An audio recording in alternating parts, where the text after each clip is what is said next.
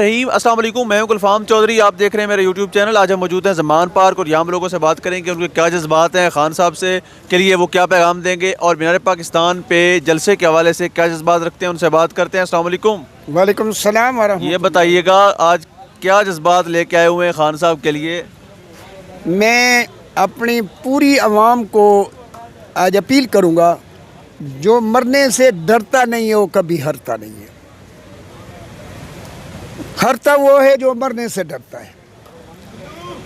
मैं जर्नल से पूछता हूँ, जजें से पूछता हूँ, दोबारा आगे भी पहले भी मैं कह चुका हूँ कि मुझे बतलाया जाए कि आप इतनी कमज़ोर हैं कि हमारे मासूम बच्चे जो मॉडल टाउन मारे गए थे उनके कातिल आज तक आप लोगों को नहीं मिले, न जर्नलों को मिले हैं न जजों को मिले हैं। वो किधर गए हैं, वो कहाँ हैं?